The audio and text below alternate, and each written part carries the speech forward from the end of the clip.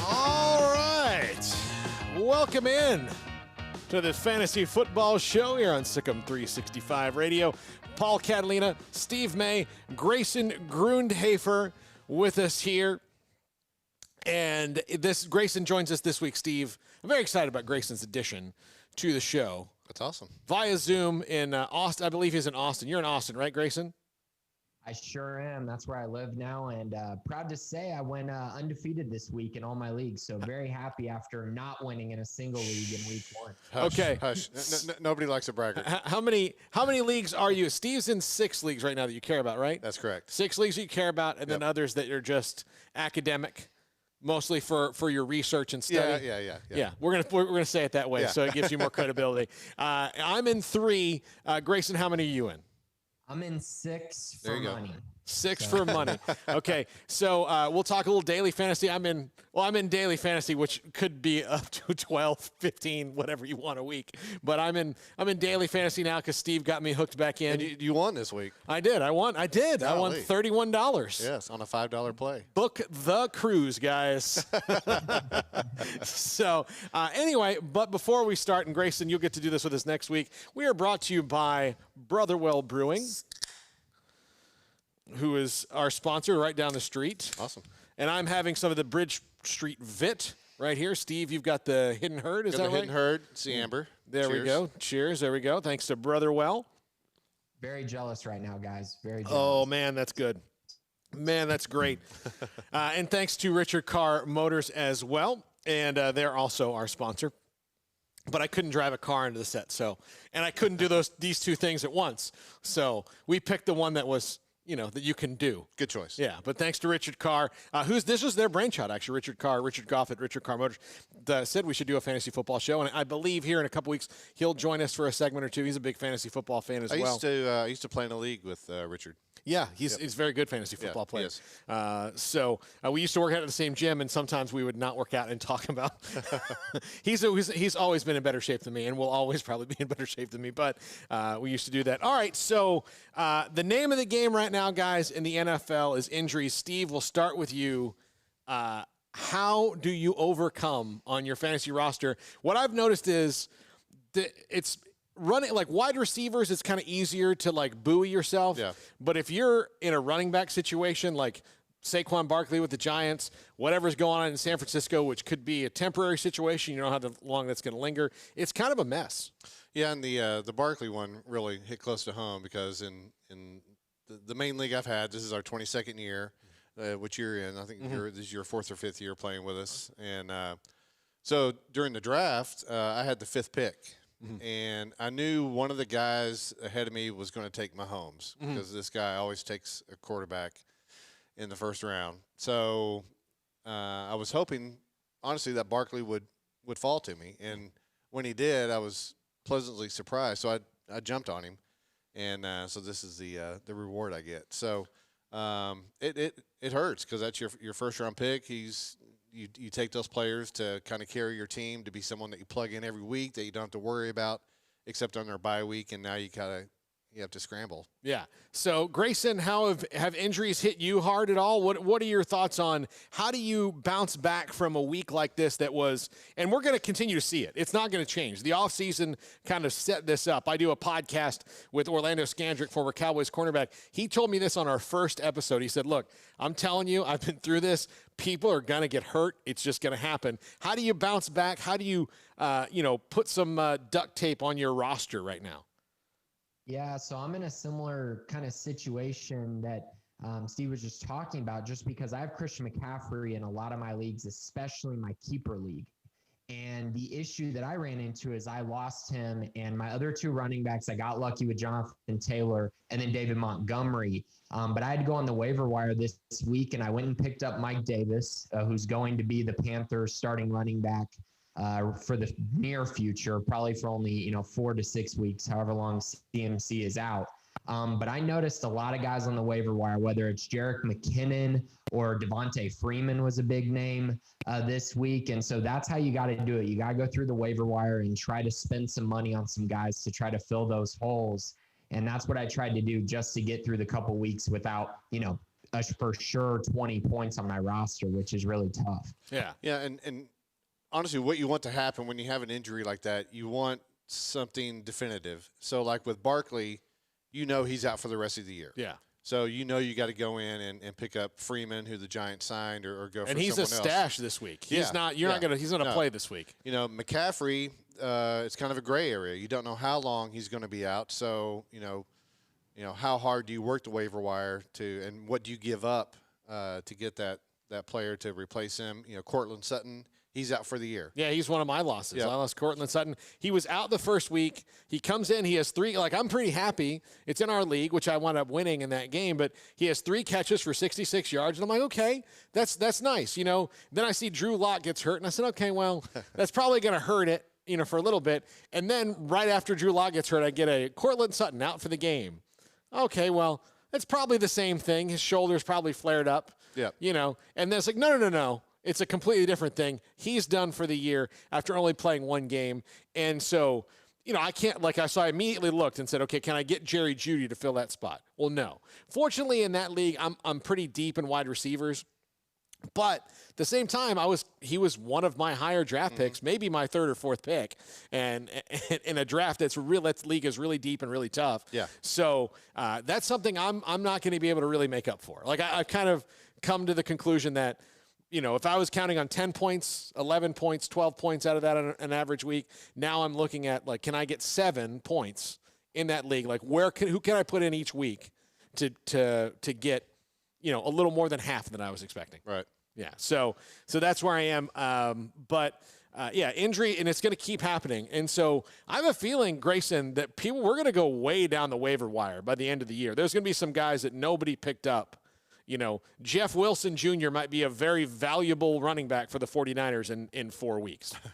Yeah, and so could JaMychal Hasty, funny enough. Yeah. I mean, we'll see what happens with That's their true. roster, but he's a possible one. You mentioned Cortland Sutton. There's a receiver on their team who actually got, I believe, 5 targets after Cortland Sutton left, which was KJ Hamler, who's from Penn State. They spent a early round pick on him, and I wouldn't be surprised to see him get more targets. We'll see how Driscoll does. I have a feeling that's going to be a little bit of a downgrade from Locke, even though I don't really think either have really shown a whole lot. But he's an interesting name that I've seen some people bring up, particularly in deeper leagues or in dynasty leagues. Yeah, quarterback hasn't been hit that hard yet. Right. And most of the wide receivers outside of Cortland Sutton have been like Galladay and Thomas, who are those weeks. Like Galladay maybe going to play this week. Deebo Samuel probably going to play next week. And I think that'll be huge for the 49ers. I think, and by the way, I've got him stashed in all 3 teams because I do think he's going to be, he might be my replacement for Cortland Sutton because they don't really have anything else going on at wide receiver right now either in San Francisco. So this might be the week if Deebo Samuel is out there on your waiver wire. If you're in a league with me, he's not. But he might be your guy to put in once those guys get back. That's right. But the question now with 49ers, you mentioned quarterbacks. Garoppolo may not play this week. Yeah. So you don't have faith in, is it Mullins? Is that who's back? Nick Mullins? Is it Nick Mullins, Grayson? Yep. Yeah. Yep. Yeah, I do. Listen, he's fun to watch. He's a gamer, that kid. He's like Brett Favre without the talent or showmanship. Yeah, he was great on Monday Night Football a few, 2 seasons ago? And he put on a show, and everyone thought he was going to be the next guy, and then he just wasn't. Yeah. It's not. And so, I have this one league, my wide receivers in this league are Juju Smith-Schuster, Kenny Galladay, Michael Thomas, and I've got Michael Gallup and Jameson Crowder on the bench. So I did pick up DK Metcalf, who amazingly didn't get drafted in this league. That's not our league. No, it's not our league. It didn't get drafted. And I picked him up literally the minute after the draft was over. Like, I looked, I was like, oh, I just assumed he'd been taken. Yeah. Because I was at the point at the end of the draft, it's like, okay, I got to get my stupid kicker and my defense and everything. And then the draft was over, and I looked at the draft, and DK Metcalf had not been taken. That's crazy. And so I immediately dropped someone who was like a nothing running back and picked him up. So I do have him, but Galladay, Juju Smith-Schuster, Thomas, all hurt. Jameson Crowder was out last week. So, it's – Yeah, let me make another point, too, just about roster work when all this is happening. A lot of leagues added IR spots this year. Some leagues added multiple spots because they thought there be a lot of players missing because of COVID. That hadn't happened yet. No. So far, but unless it's a dynasty league, a keeper league, if you got Barkley, don't put him in your IR spot. He's not coming back this year. So Yeah. So in our league, our waivers are going to process during the night and in the morning. So I've got 3 running backs I'm trying to get to replace Barkley, and I'm just going to cut him. Mm-hmm. Yeah. Yeah, I mean that's what Grayson, is that what you do? Like you pick the one guy who's injured, and then you just make 5 waiver claims if you have to. Yeah, I did something similar to that, but almost reverse. I actually dropped my kicker to go pick up Rashad Penny, who's actually on IR, and then I put him in IR, and I'm going to go try to pick up someone else tomorrow. But I did pick up Mike Davis and dropped McCole Hardman, but I didn't really have to deal a whole lot with dropping CMC, and I can't because it's a keeper league. I can't get rid of him. Well, and he's probably IR. coming back too, so you don't want to cut him. Yeah. Well, for sure. Yeah. Yeah, exactly. Yeah. But in Saquon's situation, the owner couldn't drop him because you got to keep him, Yeah.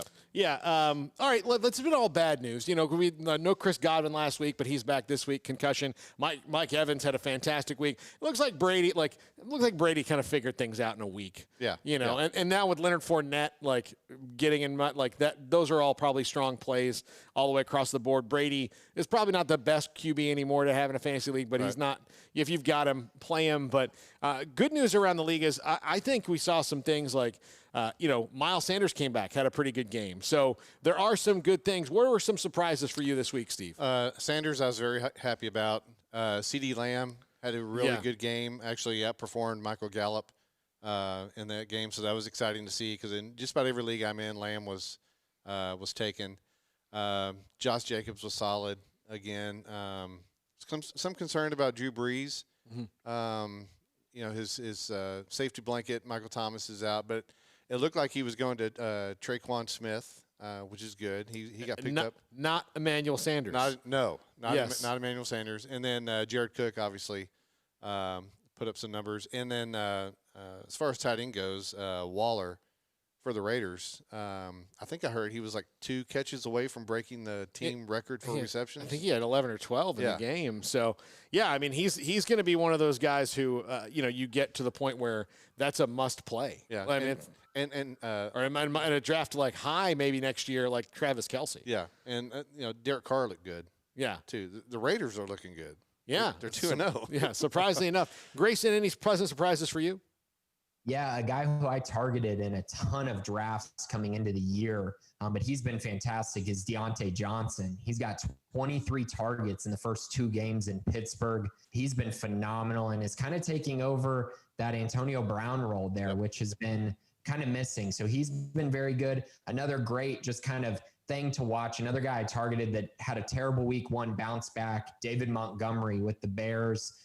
He gets game scripted out of games, but when he's able to get his carries, he is a beast and can be very valuable in fantasy. So love seeing that. And then, of course, Jonathan Taylor got all the carries, got all the work for the Colts. And that was much to the dismay of everyone that spent $50 on Nyheim Hines.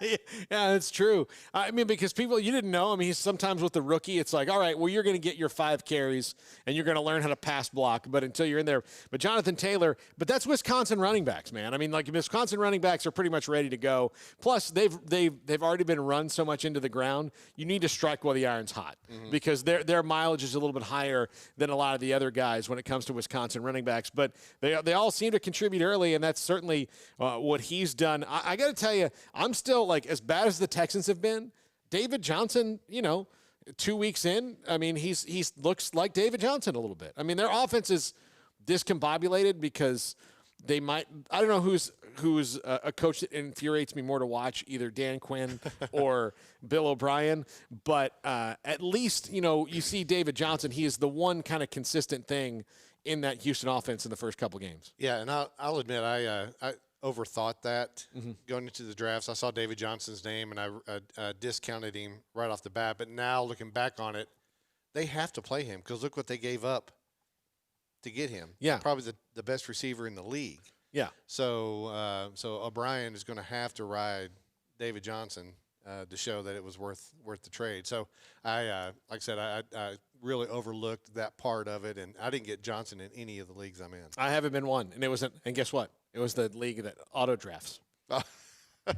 No one can get on the draft. That league is like my buddy and his family, and like no one can agree. They like bicker over when they can do a draft. So we did it one year, and like 3 of us showed up, and so he said, "The hell with it. I'm not doing this anymore. We're gonna auto draft." And so he and I have traded off winning that league because we go in and set the prim. Is that the league you've been in for like 20 years? No. Oh, okay. This is a different one. Okay, This is a different all one. But yeah, so it just auto draft. So he's like, the hell with it. And so I got David Johnson in that league, and he was like towards the bottom of my yes, I'll take him. Like if he's there, he was my 15th round draft pick or something like that. Right at the end, kind of a bonus deal. So yeah, he's been good. I got to tell you, here's the other thing I want to talk about week to week.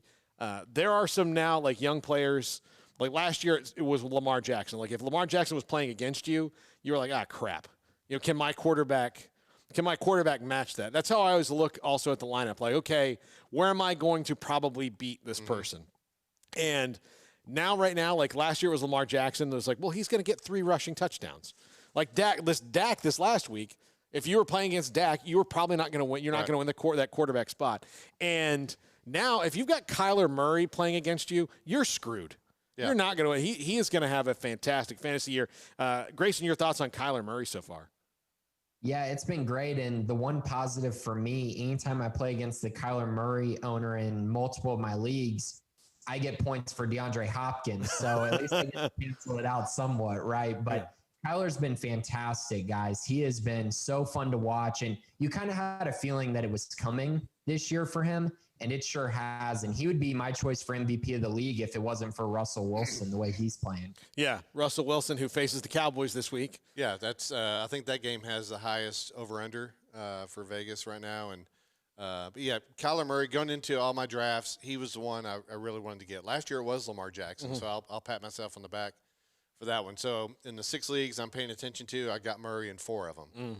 So I'm feeling good there. And he's still, we'll talk about daily fantasy in the next segment, but I got to tell you, he's still, after 2 weeks, you would have thought he would have gone up a little bit, but he's still at that same kind of price point, about $6,500. He's at 68 for DraftKings, so I think he's the 4th highest quarterback this year. So yeah, they're starting to move him up. Yeah, but it's still like I thought for sure. Like after the 2 weeks, they're like, no, he's going to be up here in the $7,500 range, but he's not there yet. So, but we'll talk about daily fantasy when we come back. Again, thanks to our sponsors, and let's do this again in front of Grayson.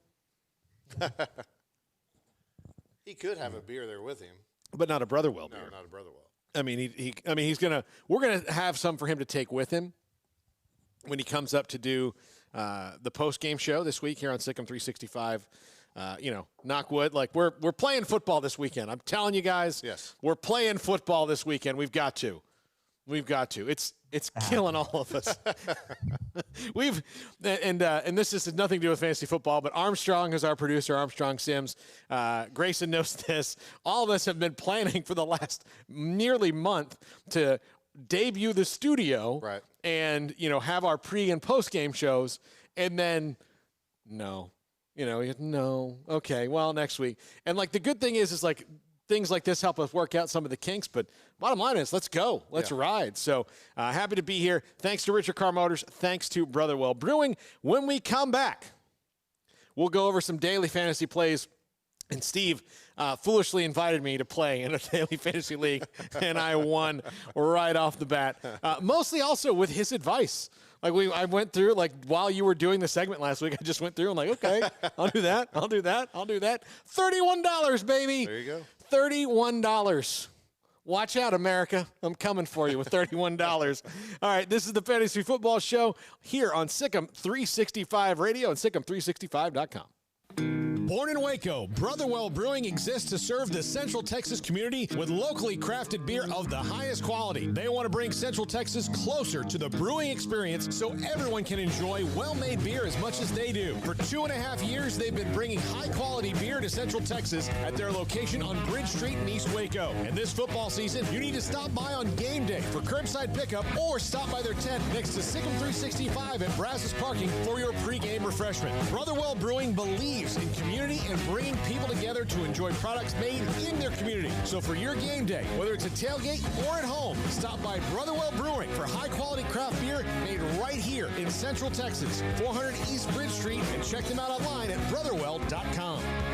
From the first workout to the last practice, sports is an incredible challenge. Hi, this is Dan Engel with the First National Bank of Central Texas, and we're proud to support each athlete, every parent, and our educators. From families, small businesses, to the biggest industry, we're here to help. With remarkable products like instant issue debit cards free at all of our banking centers, we've got banking ideas that fuel big dreams. The First National Bank of Central Texas, familiar faces making local decisions. Member FDIC, Equal Housing Lender. Car has the trucks, man. They have the one for you. Crew cab, short or long bed, silver, black or blue. Texas size selection, great prices too. Richard Carr, he has the truck for you. Carr has the trucks, man. He has the truck you need. If you want the best truck, you want a GMC. Texas size selection, great prices too. Richard Carr, they have the truck for you.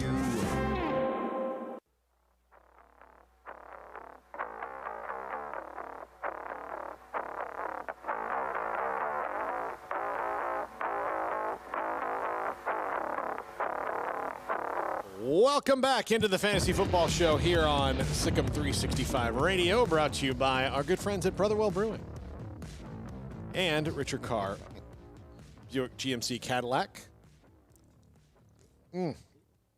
Grayson, I love taunting you with this. I really do.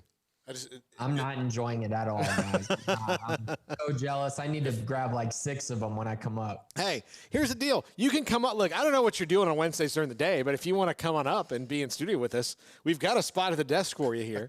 So If synchronized drinking was an event, we would have just got gold. I know that was fantastic. We put it down at the same time. Yes. It was really unbelievable. All right, daily fantasy. This is something I went away from for a couple years. And then here we are last week doing the Fantasy Football Show. Did you have a gambling problem? No, I just stopped doing it. I worked for a place that didn't pay me well, problem. So that's what I had. But so then last week we're talking. I said, yeah, you know what? Seems like I'll invite you to join my contest. So I did it, and I won. It probably won't happen again this week, but, It will not happen. You're just going to go. Can you go in and delete, report me to DraftKings? But daily fantasy this week, Steve, what are the good plays and the good values that you see? Because again, there's some Zeke Elliott's obvious. That's if you want to have him, obviously he's going to get you something. But where you win in daily fantasy football is not just getting a couple of studs on your roster. It's where are those plays that you can get some value in a great matchup week to week? Well, I made some notes here. So we mentioned Kyler Murray. Mm-hmm. So based on how he's doing, he should be a little bit higher than what he's at. So he's coming in at 6,800, which is still a value for this week. So I would take advantage of that and try to build some rosters with him. Carson Wentz should have a good game against Cincinnati this week. Now, what scares me about Carson Wentz, and Grayson, feel free to chip in here, is he does not have almost any of the guys that he thought were going to be in front of him. That's true. Does that scare you, Grayson, about Carson Wentz long term? Big time, guys. And this has been a huge problem with Carson Wentz for 2 years now. They cannot stretch the ball down the field. All they do is throw the ball short to Zach Ertz and hope that he does something. They also had Alshon Jeffrey for a while, who wasn't beating anybody over the top. Dallas Goedert is actually kind of my favorite wide receiver on that team, even though he's a tight end, because he can actually get open down the field. And Rager's out for another 6 to 8 weeks. It's just a mess. And that offensive line, I'm staying away from Carson Wentz right now. Well, I think and those are good points, but I think he's going to be, dinking it off a little bit. So I think Sanders will have some value this week. And the Cincinnati defense is horrible. Yeah. So that's the only reason I would even play Wentz. And for daily fantasy, like you said earlier, you want to go with those plays that maybe other people haven't thought too much about. So, Wentz might be someone to plug in there. Running backs, Antonio Gibson. I think he established himself in week 2 that he's the guy right now. He's coming in at 4,700, which is really cheap. And you mentioned Zeke. Zeke should probably be priced over 9,000 at this point on DraftKings. He's coming in at 8,300 for this week. So there's another value play to look at. Yeah, I'm surprised. Zeke should be, so Jennifer Smokey's daughter and Craig's sister, is on our show each week in her fantasy football league. And so the night that she drafted, she had the second pick. And so she said, should I draft Saquon or should I draft Zeke? And I said, look, I would draft Zeke every time and twice on Sundays because he does not have an injury history and his team is much better. At least offensively, his team is better. Yeah. And that's where I go. Like Saquon Barkley, had he not gotten hurt, I mean, he could have had an O.J. Simpson like 2,000-yard year, and I still would not have regretted drafting Zeke over him had I had the opportunity because I know what I'm going to get from Zeke every week. I don't know what Joe Judge does. Yeah. I don't know. Listen here. The other thing is I know exactly what Jason Garrett does. And so, again, that kind of scared me. And now here you have Zeke 2 weeks in. I mean, he had a better statistical week in week 1, but he was still really solid in week 2. So if you're talking about daily fantasy I think Zeke, as long as he's not topping out, he should be, I'm going all in Zeke because he's playing a bad rush defense and I'm going to spend $9,000 on him. Yeah. But Grayson, he's not. I would say go in on him, don't you?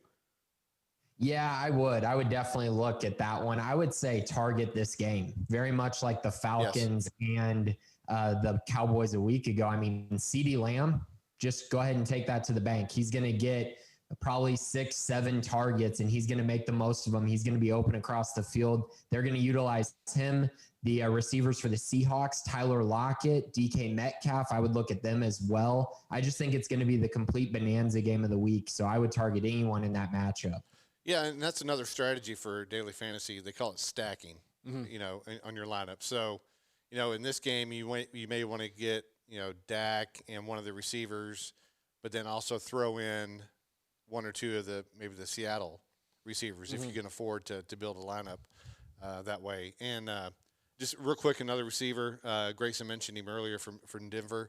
Hamler is going to be he's going to be playing a lot. He's going to get a lot of snaps. On DraftKings right now, he's 3,000. So, so there's a starting receiver. They're playing Tampa, which I think there's some opportunity there for him. Again, Driscoll's kind of the unknown for that, but you can put Hamler in there at 3,000 and then go to town on the rest of your lineup. By the way, the University of Florida, I'm just going to get this dig in, had Jeff Driscoll, who went to the NFL, and Jacoby Brissett, who's in the NFL. They had them both on the same roster at the same time, and they couldn't win or complete passes. And then both those guys wound up in the NFL. So not that they're great NFL players, but it does speak to me about the decisions you make in life will affect you. And then when you leave and make good decisions, when you leave bad decisions, look how your life turns around. All I'm going to say. Is that worse than Kyler and Kyle Allen? Oh, gosh, no. It's not that's almost the same thing. I saw somebody making fun of the graphics of A&M quarterbacks and Ryan Tannehill, he's kind of shaking off that curse. He's playing really well, played really well last week. Yep. But then then it goes Johnny Manziel. Okay, he brings a lot of notoriety. And then he was a two-sided coin. And then Kyler Murray and Kyle Allen, those guys are in the NFL and they, you had them there at the same time. Yeah. You couldn't figure out. You couldn't Kevin Sumlin couldn't convince one of those guys that it'll be fun to stay here. Yeah. Yep. Especially if I were Kevin Sumlin, and I get that Kyler Murray had a helicopter dad, but I would have told Kyle Allen, "Listen, buddy, I appreciate everything you've done, but go screw."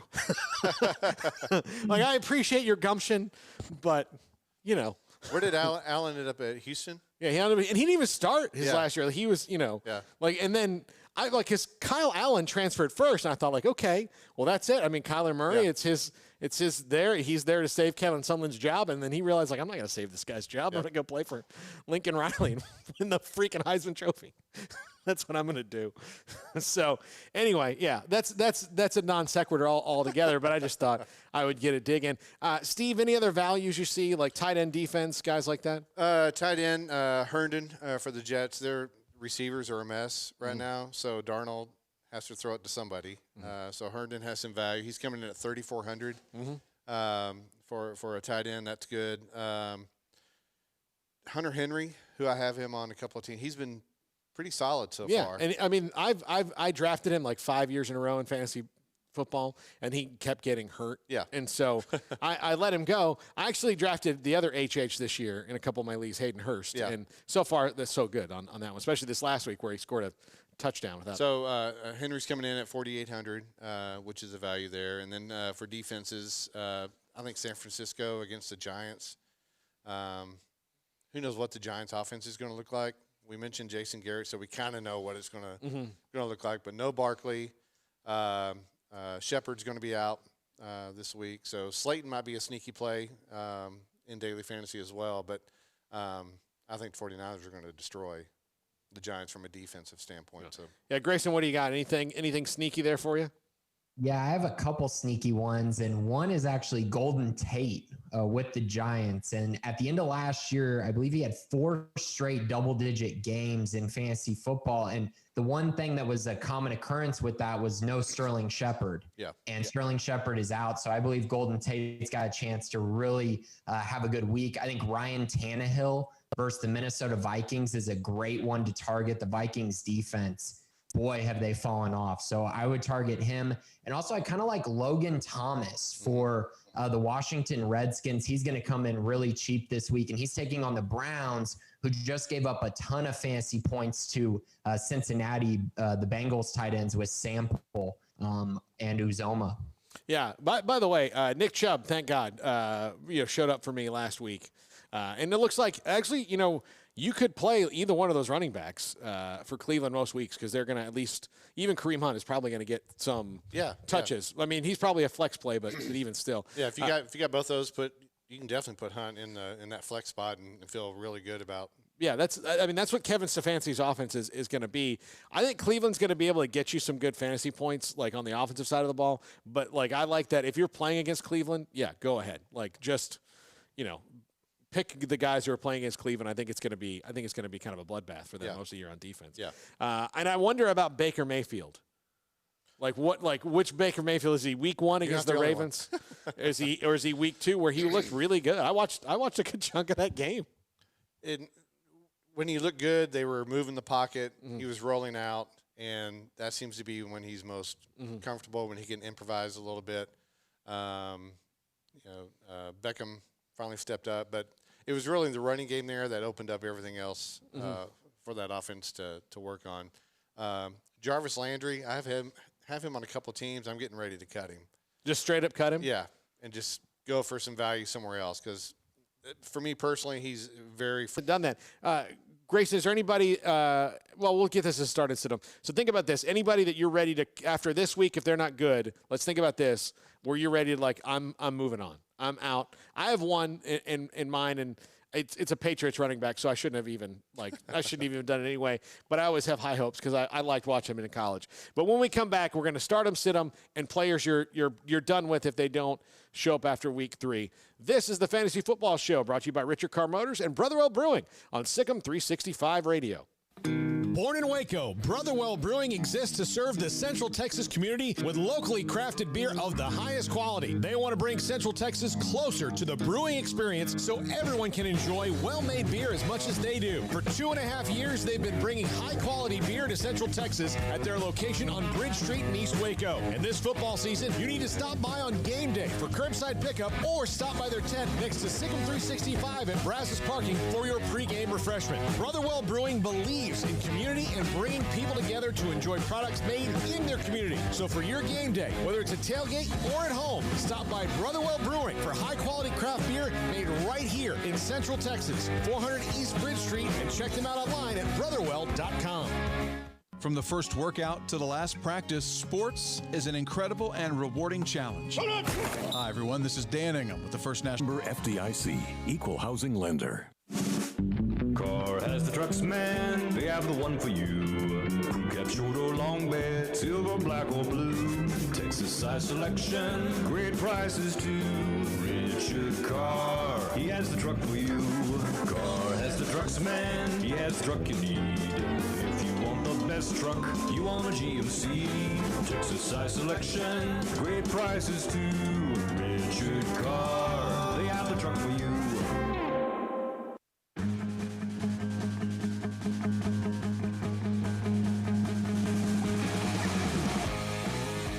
Welcome back into the Fantasy Football Show here on Sickem 365 Radio.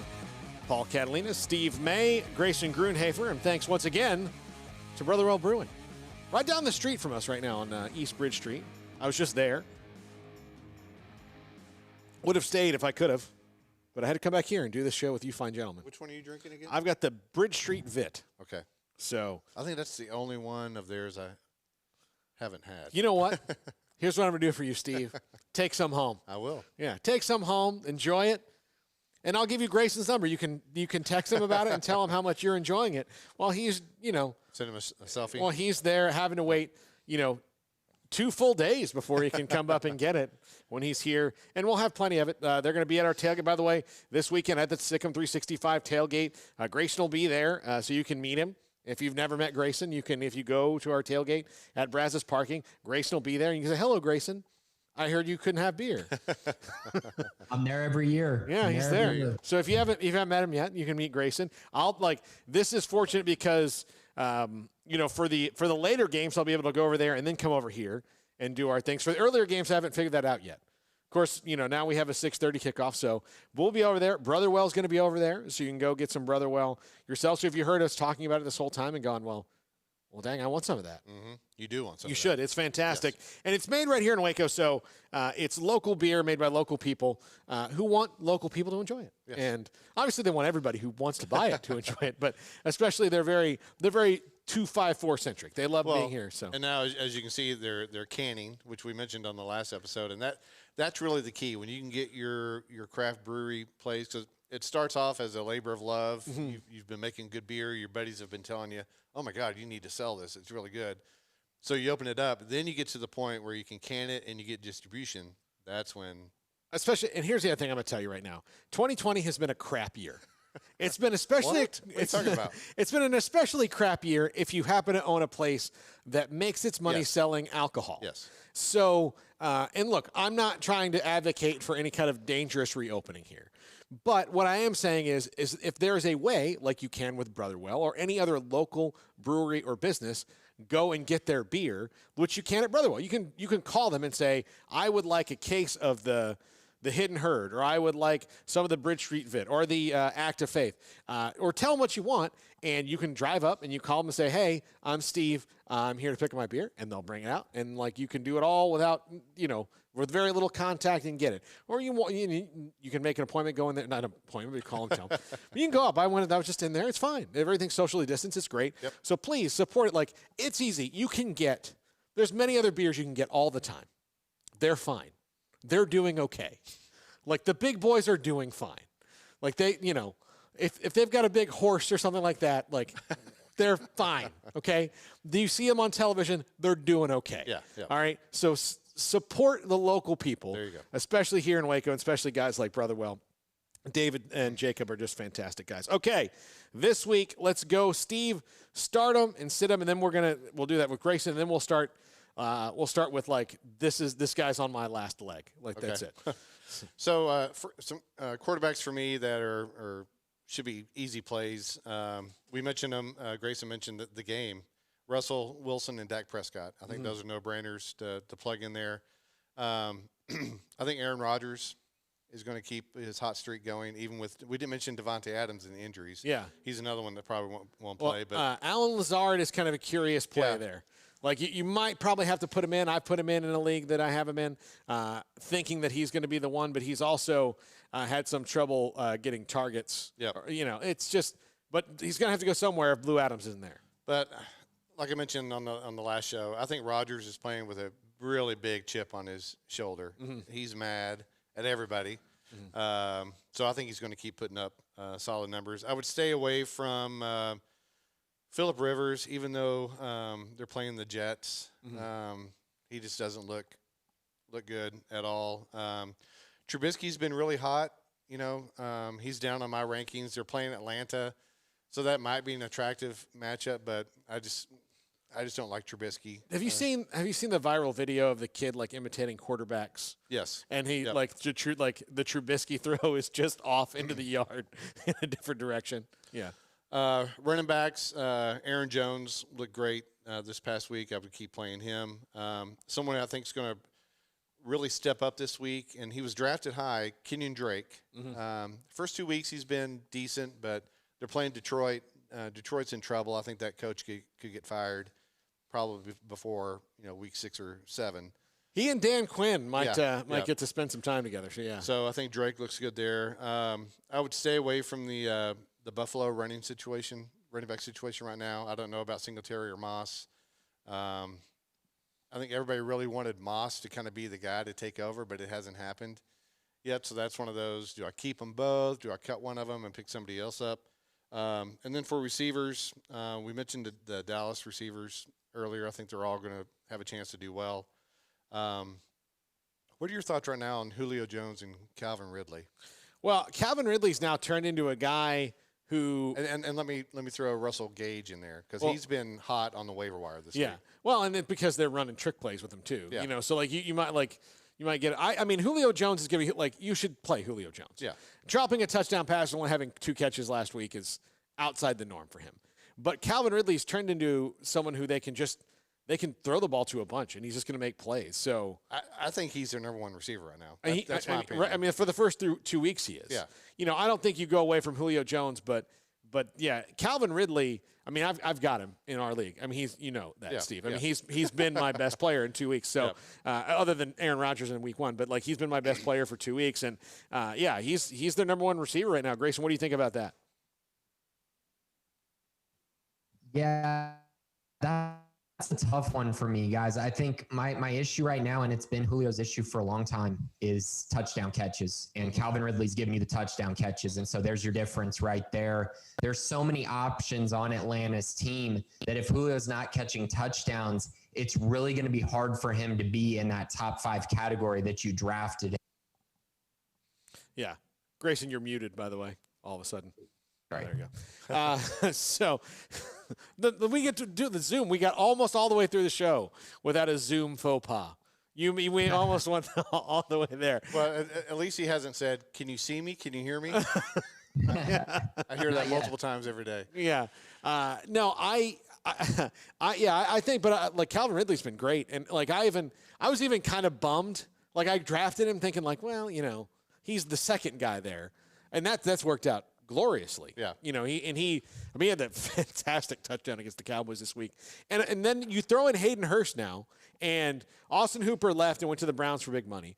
But Matt Ryan throws to the tight end. Yeah. He loves to throw to the tight end. He loves to spread the ball around. So he's a good play. I mean, like those guys are all taking away touchdowns from Julio Jones, who again I had Julio Jones last year, and he had a good year. Like he would get a bunch of catches, but it seemed like he's out of bounds at the 2 a lot. Yeah. For a guy who's 6'6". Yep. Like you're out of bounds at the 2-yard line a lot. Yep. What are you doing to me here, buddy? So with tight ends, if you need tight end help, what do you think of Dalton Schultz? Well, he really responded well. I thought, I mean, other than the fumble in the first quarter, I mean, and he had 8 or 9 catches the other day, 86 yards and a touchdown.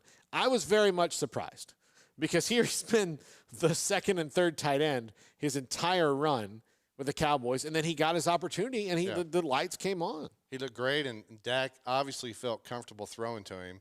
That touchdown pass, I mean, that was a dime right there, and he. So maybe it's just that now he's like, some men are born great, some have greatness thrust upon them. Maybe now that he's been forced into that role, Grayson, he's woken up, and most people haven't picked him up yet, so he's available. Yeah. Yeah, he's available in a lot of places, and he's been a guy that I've definitely been targeting on my waiver wire. I think Dalton Schultz is really, really solid. He's taking over that Blake Jarwin role, and I really liked Blake Jarwin coming into the year. Unfortunately, he got hurt very early in the season. But yeah, I like Dalton Schultz off the waiver wire. I think he'd be a good pickup for anyone looking for tight end help. Unfortunately, he's going to be picked up in a lot of leagues after the week he just had. Yep. Yeah, absolutely. You know, and tight end is that kind of feast or famine thing. Like you either get one, you either get Travis Kelce or Waller or somebody like that, or not Gronk anymore. I mean, he didn't even have any targets last week, I don't think. Yep. But then, like I've been waiting for O.J. Howard for years. I mean, like he was so good at it. Like he had a great catch in the week 1 game against. I was like, well, that's Brady's guy, and then like, well, no. Well, I mean, that's one of those situations. They have 3 tight ends there. Yeah. They have Gronk, they have Howard, and they have Brait. Yeah.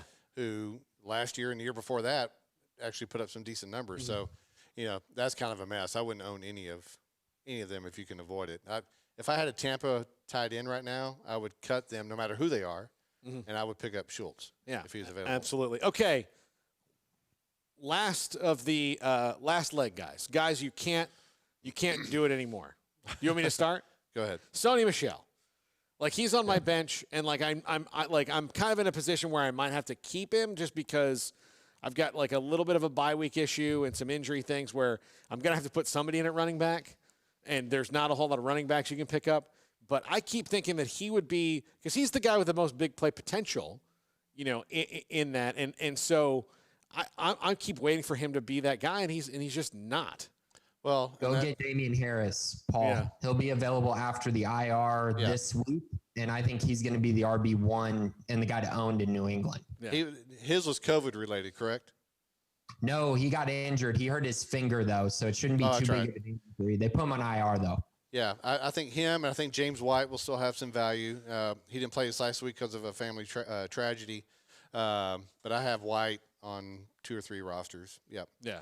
But I keep thinking that some, and part of it I'm thinking like, well, he's a Josh McDaniels type player, where it just seems that he would work, but he's just not. Yeah. Rex Burkhead, I'm watching some of the Patriots game last week, and Rex Burkhead is getting more carries than him, and I'm like, is he hurt? And he's like, no. He like tried out there for a play, not get the ball, and I'm like, okay, well. Well, this would be the week that he goes off, because I have no evidence to back up this conspiracy theory, but I'm convinced that Bill Belichick hates fantasy football, and he makes his roster decisions based on how much he can screw over fantasy players. and by doing that, he's won 6 Super Bowls. Yeah, that's true. That's been his strategy. All right, Grayson, who's your guy that you're done with? Oh, guys, this is a really tough one for me because I'm a huge Colts fan. But if T.Y. Hilton does not have a good week this week, I'm getting close to the point where I know you can't really drop him, but I would definitely trade him. I mean, he has not performed well. Even though he's in an offense, it seems like it would do really, really well with him. He dropped a touchdown last week, cost them the game against the Jaguars. So T.Y. Hilton, he's on watch, but I do have a feeling he does have a bounce back week against the Jets this week. Yeah, I do think he's struggling with the way Rivers throws the ball. Maybe there's something to that. Maybe it's psychological. I don't know. Yeah. I think Hilton has some value, at least for a little while Campbell is on the IR, because that was a receiver they thought would really step up and do well. But, yeah, I'm right there with you. He's been frustrating. For me, and I drafted him in a lot of leagues, and he's a young whippersnapper, but I'm already kind of tired of having Cam Akers on my he's hurt. roster. He's hurt. I know. Yeah, but I'm tired of that too. Well, I'll just tell you, as a person who loves Cam Akers and everything about him, I think that he's someone who later on in the year, when they decide what they're going to do, is probably going to have some value. So he's right now probably just stash him on your roster, play him in the flex if you've got to. Well, but the first week, he started, and so I thought because he's a perfect fit for that offense, what he does, and.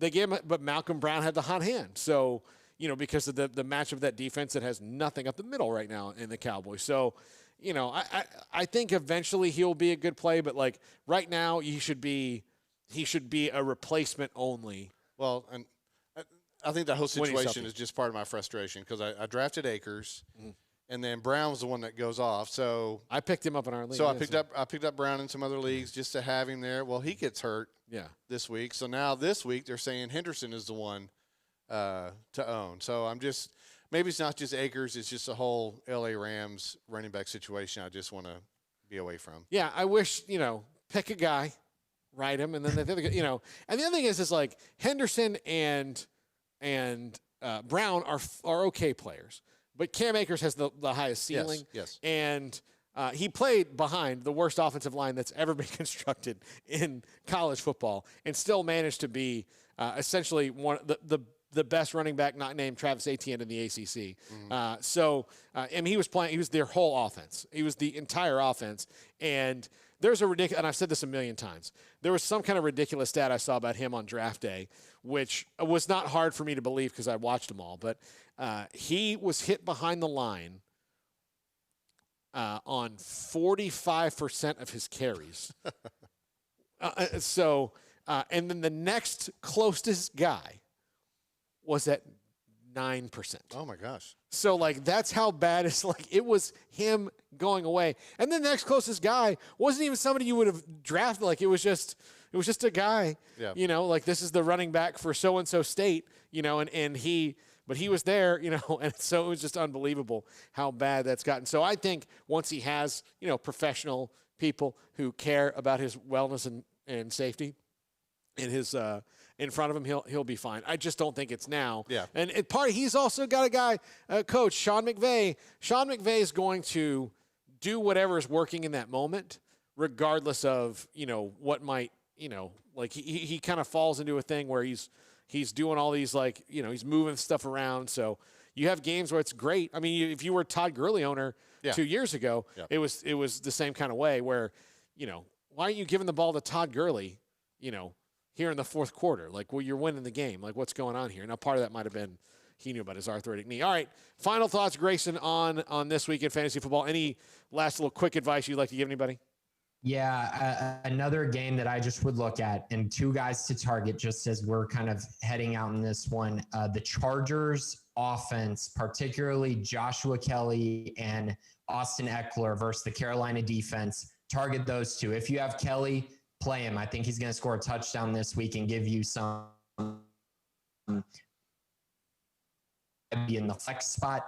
And then another game that I'm kind of targeting a little bit is the Kansas City Chiefs versus Baltimore Ravens. I think there's going to be a lot of points scored in that game. Unfortunately, for anyone that does not own guys in that league, because they play on Monday night and you're going to be sweating all weekend. So really unfortunate there, but I think there's going to be a lot of points in that game. Yep. For me, another sneaky play. If you need team defense help, Grayson just mentioned the game. I think the Charger defense against the Carolina offense this week, without any Christian McCaffrey, Bridgewater really isn't throwing the ball down the field. So I think the Chargers could get some sacks and keep Carolina out of the end zone. Well, our old friend Matt Rule right now looks like he's in a great spot to maybe get Trevor Lawrence. So get him to move just a little bit north. Mm-hmm. So I think, by the way, just knowing Matt Rule and seeing what I see about Trevor Lawrence, that's a ridiculously perfect match. Yeah. Those guys will get along great. Anyway, but if that happens, there's a couple other teams in there trying real hard. The Jets are trying real hard to move on from Sam Darnold. Yeah. I haven't figured out if it's Sam Darnold or it's just the whole situation or the fact that they also have a coach who falls into, I don't know what his deal is, in Adam Gase. Yeah, he's another one that could be gone. Well, look, week 8. Matt Patricia, Adam Gase, and Bill O'Brien. Whenever I watch them, my whole thing is I don't know what his deal is. Mm-hmm. I don't know what his deal is. Yeah. I don't know what his deal is. I don't know what's going on here. I have no idea. All right, for Grayson Grunhafer, for Steve May, for Brotherwell Brewing, right down the street, East Bridge Street right here. Go on by. This is the Fantasy Football Show on Sikkim 365 Radio.